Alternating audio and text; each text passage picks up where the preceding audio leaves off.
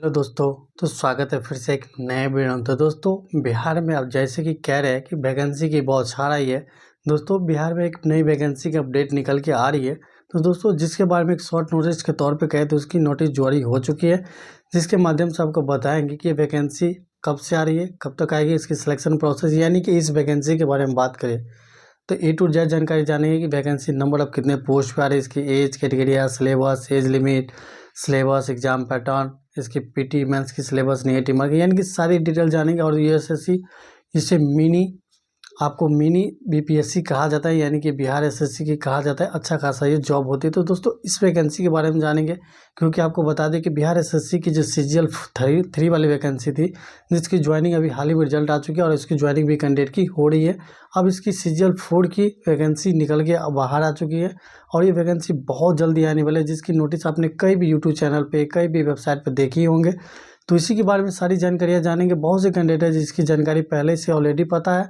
जिस कैंडिडेट को जानकारी ये नहीं पता है बिहार एसएससी सीजीएल 4 के बारे में, उसके लिए ये अपडेट आई है। और जो कैंडिडेट को पता है वो भी देखना चाहे वीडियो तो देख सकते हैं। जिनको नहीं पता है वो वीडियो को शुरू से जरूर देखें। आपके इसके लेके कोई भी डाउट या कन्फ्यूजन लास्ट में बच जाएगी तो कमेंट सेक्शन करके कमेंट के माध्यम से आप हमसे पूछ लेंगे तो आपको हम बता पाएंगे। तो सबसे पहले हम लोग बात करें कि बिहार एसएससी जिसे सीजीएल 4 कहते हैं, जो न्यू वैकेंसी 2024 में अपकमिंग वैकेंसी है, यानी कि ये वैकेंसी बहुत जल्दी देखने को मिलेगी। लगभग ये वैकेंसी आपको 2500 पोस्ट पे आने वाली है, यानी कि 2500 प्लस पोस्ट रहने वाली है ये वैकेंसी के लिए। यानी कि बिहार एसएससी सीजीएल जॉब होती है, यानी कि इसे हम कहते हैं ना मिनी बीपीएससी कहते हैं, यानी कि बीपीएससी के जो अधिकार होते हैं उसे थोड़ी नीचे आपकी पोस्ट हो, इसलिए मिनी बीपीएससी से कहते हैं। जिसकी अप्लाई डेट की हम बात करें तो इसकी फॉर्म की अप्लाई डेट अभी फिक्स नहीं है, क्योंकि अभी फिक्स नहीं, वैकेंसी आई ही नहीं, इसकी शॉर्ट नहीं। लेकिन ये वैकेंसी कन्फर्म है कि जनवरी मंथ में तो कम उम्मीद है, लेकिन फरवरी मंथ में ये वैकेंसी रिलीज हो जाएगी। फरवरी 2024 में ये वैकेंसी देखने को आपको मिल सकती है। अब कभी आती है, first week, second week, third, लेकिन फरवरी मंथ में वैकेंसी कन्फर्म है कि आपकी रिलीज हो जाएगी। अगर हम इसकी फ़ी की बात करें तो अगर आप जनरल है, बीसी है, ईबीसी है या ईडब्ल्यूएस कैटेगरी से है तो आपको 500 रुपया के चार्ज किया जाएगा। बाकी अगर एससी, एसटी, पीएच या फीमेल कैंडिडेट है तो आपको ओनली 135 रुपये की फ़ी लगेगी, जो कि एप्लीकेशन चार्ज रहेगी। एज की बात करें तो आप जनरल कैंडिडेट है तो 21 से लेकर 37 साल की एज चाहिए। अगर जनरल से फीमेल है या बीसी कैटेगरी है या ईबीसी कैटेगरी के है आप, तो आपको 21 से लेकर 40 तक जो आपकी एज रहने वाली है। बाकी हम एससी एसटी कैंडिडेट की बात करें तो आपको 21 से लेकर 42 साल तक एज रहेगी, क्योंकि इसमें रिलेशन ऐड करके मैंने बता रखा है। तो आप जनरल फीमेल या BC male female, EBC male female, तो आपकी ये एज रहेगी। और एससी एसटी मेल फीमेल की एज ये रहेगी। तो बाकी एज आपकी समझ में आ चुकी हो। और एज लिमिट इसकी आएगी, अगर ये जुलाई से पहले आ जाती है वैकेंसी तो आपको 1 जनवरी 2024 से एज लिमिट लिया जाएगा। अगर जुलाई के बाद आती है तो कंफर्म है कि एज लिमिट जुलाई के बाद काउंट किया जाएगा, लेकिन ये वैकेंसी आपको जुलाई से पहले फरवरी तक आ जाएगी। तो ये एज लिमिट 1 जनवरी 2024 तक इसकी मिनिमम एज जो रहेगी वो कैटेगरी आपको पार होनी चाहिए। क्वालिफिकेशन की बात करें तो ग्रेजुएशन पास रहने वाले, यानी कि बीए, बीकॉम या बीए किए है या बीकॉम किए या बीएससी किए या कोई भी कोर्स किए तो आप ये फॉर्म भरने के लिए एलिजिबल है, आप फॉर्म अप्लाई कर सकते हैं। जिसमें सिलेक्शन प्रोसेस आपके रहने वाले, सबसे पहले आपकी प्री एग्जाम होगी, प्री एग्जाम आप क्वालिफाई करिएगा, फिर आपको मेंस एग्जाम होगी, इसके बाद टाइपिंग है कुछ पोस्ट में टाइपिंग नहीं है, बाकी डीबी होगी। यानी कि इन चारों प्रोसेस होकर गुजरना है, यानी कि प्री, मेंस, टाइपिंग, इसके बाद डीबी। अगर हम सबसे पहले आपको प्री एग्जाम की बात करें कि प्री एग्जाम की सिलेबस, एग्जाम पैटर्न क्या रहने वाली है, तो प्री एग्जाम की सिलेबस, एग्जाम पैटर्न की बात करें तो आपको सामान्य अध्ययन यानी जीके से आपको 50 क्वेश्चन रहेंगे, जीएस यानी कि सामान्य विज्ञान यानी कि जनरल साइंस से आपको और मैथ्स मिलाकर 50 क्वेश्चन रहेंगे, जिसमें 25 आपको साइंस से रहेंगे और 25 आपको मैथ्स से रहेंगे। इसी तरह टोटल 50 क्वेश्चन आपके इस सब्जेक्ट से रहेंगे। रीजनिंग की बात करें तो रीजनिंग से आपको 50 क्वेश्चन, यानी कि ओवरऑल हम बात करें तो 150 क्वेश्चन रहेंगे, 600 मार्क होंगे, 2 घंटा 15 मिनट की टाइमिंग आपको दिया जाएगी एग्जाम में। यानी कि एक क्वेश्चन की बात करें तो 4 मार्क के रहने वाली है प्री एग्जाम की।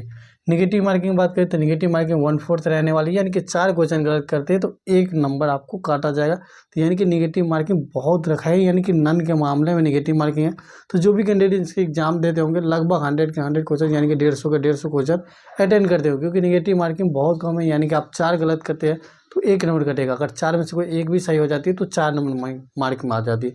तो अच्छा खासा बेनिफिट है, इसमें तुक्का मारने में कोई परेशानी नहीं है, कोई गलती नहीं है, आराम से आप मार सकते हैं। नेगेटिव मार्किंग बात करें तो नेगेटिव मार्किंग 1/4 रहेगी, ये आपको बता दिए। अब दोस्तों प्री एग्जाम क्वालिफाई करिएगा, फिर आपको मेंस एग्जाम होगी।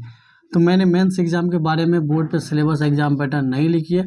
इसकी मेंस एग्ज़ाम क्या होगी, तो दोस्तों इसके मेंस एग्ज़ाम की सिलेबस जो आपकी प्री की सिलेबस होती है यही आपकी मेंस की सिलेबस होती है। इसलिए आपको बता दें कि मेंस एग्ज़ाम आपको जीके जीएस से 50 क्वेश्चन रहेगी, जीके से, जनरल साइंस मैथ से 50 क्वेश्चन, रीजनिंग से 50 क्वेश्चन, यानी कि सेम टू कॉपी आप डाल दीजिए। मेंस के एग्ज़ाम में यही रहेगी, बशर्ते आपको मेंस एग्ज़ाम में आपको मेरिट बनेगी, इसी पर मेरिट आधार होगी। बाकी प्री एग्जाम आपको ओनली क्वालिफाई नहीं चाहिए, सिलेबस सेम रहेगी।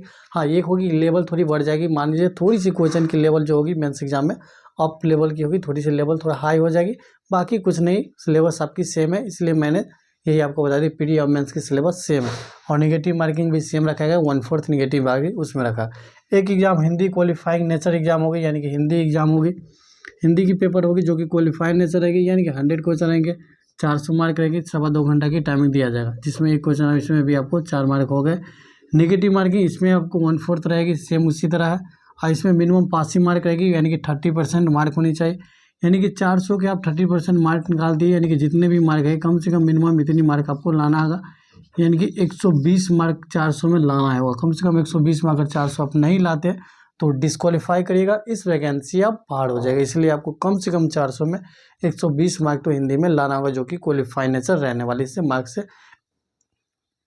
मेरिट से इससे कोई मतलब नहीं है, तो कम से कम 120 तो आपको 400 में लाना ही होगा। तो दोस्तों इसकी सिलेबस, एग्जाम पैटर्न और निगेटिव मार्किंग, सिलेक्शन प्रोसेस सारे आई होप कि आप समझ हो गए। अब बिहार एसएससी की अच्छी, यानी कि बिहार एसएससी की सीजीएल 4th की अच्छी खासी वैकेंसी होती है, जिसकी अगर हम सैलरी की बात करें तो starting salary, in hand salary की बात करें तो 35,000 पर मंथ आपको स्टार्टिंग सैलरी पर मंथ आपको दिया जाता है। अगर आपको ऐसा लग रहा है कि मैंने सब फेंक रहा हूँ, तो आप कोई भी एसएससी की कैसे कैंडिडेट हो गए जो इस बार थर्ड वाले सीजीएल लेंगे, उनसे पता कर सकते हैं, या तो गूगल पे भी सर्च करके आप पता कर सकते हैं, तो आपको इससे कम से कम इससे ज़्यादा ही सैलरी मिलेगी। मैंने मिनिमम बताया कि लगभग 35,000 के आसपास में सैलरी रहती है। तो दोस्तों ये वैकेंसी बहुत जल्दी आने वाली है, इसलिए मैंने आपको सिलेबस, एग्जाम पैटर्न बता दिया कि अभी से आप तैयारी कर सके। और बिहार ग्रुप डी प्रचारी की भर्ती उसी टाइम आने वाले हैं, तो दोस्तों आप अभी से ही तैयारी में लग जाए। और जब भी वैकेंसी आती है, इसकी नोटिफिकेशन ऑप्शन रिलीज हो जाएगी, तो आपको चैनल का तुरंत इन्फॉर्म कर दिया जाएगा। तो चैनल पर आप नए हो तो चैनल को सब्सक्राइब करके साथ ही बेल आइकन जरूर प्रेस कर लीजिए। हमारे चैनल पर सरकारी जॉब से रिलेटेड सिलेबस, एग्जाम पैटर्न, उसके कोई नई अपडेट आती है तो सारी इन्फॉर्मेशन दिया जाता है। तो चैनल पर नए हो तो चैनल को सब्सक्राइब करके साथ ही बेल आइकन जरूर प्रेस कर लिए। मिलेंगे नेक्स्ट वीडियो में, धन्यवाद, जय हिंद।